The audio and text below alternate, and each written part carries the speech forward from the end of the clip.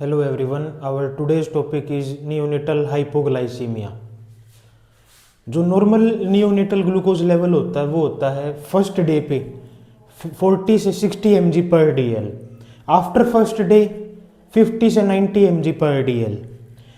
अब neonatal hypoglycaemia कब बोलेंगे? अगर ये फर्स्ट डे पे घट के हो जाता है 40 से कम, 40 mg पर DL से कम फर्स्ट डे पे, और फर्स्ट डे के बाद after first day less than 45 mg पर DL। अब एक एक्स्ट्रा पॉइंट है कि नियोनेटल हाइपरग्लाइसीमिया कब बोलेंगे? अगर ये वैल्यू बढ़कर मोर देन 125 mg पर DL ज़्यादा हो तो। Next one is causes. Causes में first one is prematurity and LBW, low birth weight. Second is neonatal hypothermia. Third RH incompatibility. Fourth neonatal sepsis. Fifth newborn to diabetes mellitus mother. अब ये कोज क्यों होगा? क्योंकि जो हाइपरग्लाइसीमिया इसमें हो रहा था, वो हो रहा था, उसका जो मेन सोर्स था वो थी मदर। अब जैसे ही बच्चे का बर्थ होगा तो वो सोर्स हो जाएगा कट, मदर से जो है अब ग्लूकोज का लेवल बच्चे में ट्रांसफर नहीं होगा, तो एक एकदम से सडन क्या होगा, बच्चे में हो जाएगा हाइपोग्लाइसीमिया। सिक्स्थ है LG, large for gestation age. अब है इसके क्लिनिकल फीचर्स। क्लिनिकल फीचर्स में सबसे पहले है जीटरनेस। जीटरनेस क्या होती है? ट्रेमर्स को बोलते हैं जीटरनेस। ये सबसे मोस्ट कॉमन और अर्ली फाइंडिंग होगी नियोनेटल हाइपोग्लाइसीमिया में। होते क्या है? फ्लैपिंग लाइक मूवमेंट्स होंगे ये, और स्टॉप हो जाएंगे रिस्ट्रेनिंग जब हम करेंगे तो। सेकंड है पुअर फीडिंग। थर्ड लिथार्जिक और पुअर क्राई। फोर्थ है सीजर्स। सीजर्स में जो सबसे मोस्ट कॉमन कोज होगा नियोनेटल सीजर्स का वो होगा हाइपोक्सिया। और अगर एग्जामिनर पूछे कि सबसे मोस्ट कॉमन मेटाबॉलिक कोज क्या होगा सीजर्स का, तो उसमें सबसे फर्स्ट प्रायोरिटी जाएगी नियोनेटल हाइपोग्लाइसीमिया को, और सेकंड प्रायोरिटी जाएगी नियोनेटल हाइपोकैल्सीमिया को। फिफ्थ है इरिटेबिलिटी। सिक्स्थ है एपनिक स्पेल, और सेवंथ है टेकिकार्डिया। Next is diagnosis. और डायग्नोसिस में सबसे पहले है डेक्स्ट्रोस्टिक्स टेस्ट।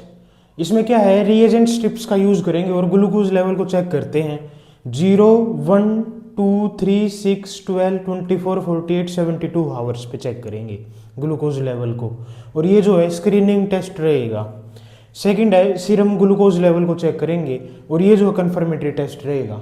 लास्ट है इसकी मैनेजमेंट, और मैनेजमेंट हम करेंगे एसिम्टोमेटिक और सिम्टोमेटिक मैनेजमेंट। सबसे पहले है एसिम्टोमेटिक हाइपोग्लाइसीमिया की मैनेजमेंट, कि कोई सिम्टम्स शो ही नहीं हो रहे तो उसकी मैनेजमेंट कैसे करेंगे? अगर इसमें ब्लड ग्लूकोज लेवल होगा 20 से 40 mg पर DL, तो इसमें क्या करना? डायरेक्ट ब्रेस्ट फीडिंग हमको स्टार्ट कर देनी है। अगर ब्रेस्ट फीडिंग पॉसिबल नहीं है तो उस केस में हम प्रोवाइड कर सकते हैं एक्सप्रेस्ड ब्रेस्ट मिल्क, या फिर फॉर्मूला फीडिंग के साथ में 5 mg शुगर जो है ऐड कर देंगे 100 ml में। अब ये करने के बाद सबसे पहले केस फर्स्ट, अगर ब्लड ग्लूकोज का लेवल जो है 40 mg पर DL से ज़्यादा हो जाता है तो उस केस में केवल कंटिन्यू करेंगे ब्रेस्ट फीडिंग को। अगर नेक्स्ट है केस सेकंड, अगर ब्लड ग्लूकोज का लेवल 40 mg पर DL से कम ही रहता है तो उसमें करेंगे हम इसको ट्रीट करेंगे as asymptomatic hypoglycaemia. Second is symptomatic hypoglycaemia. इसमें क्या है? सिम्टम्स प्रेजेंट होंगे हाइपोग्लाइसीमिया के, मेनली प्रेजेंट होते हैं अगर ब्लड ग्लूकोज का लेवल जो है वो 20 mg से भी कम हो जाए।